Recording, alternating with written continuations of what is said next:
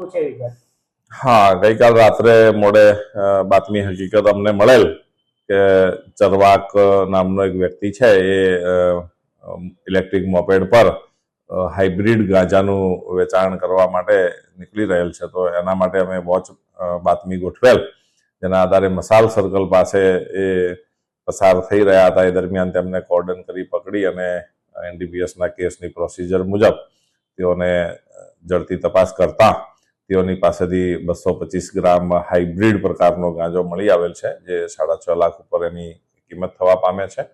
અને કોઈ નિહિલ નામના વ્યક્તિ તેઓને આ હાઇબ્રિડ ગાંજો વેચેલ છે અને તેઓને કાયદેસર કરી ધરપકડ કરવામાં આવેલ છે અને નામદાર કોર્ટમાં રજૂ કરી અને 1 દિવસના વધુ ફર્ધર પોલીસ કસ્ટડી આપવામાં આવેલ છે. જી સર, આરોપીનો કોઈ પૂર્વ ઇતિહાસ ખરો? હાલ સુધીમાં તો જણાઈ આવેલ નથી, છતાં પણ એનું તપાસ ચાલુ છે.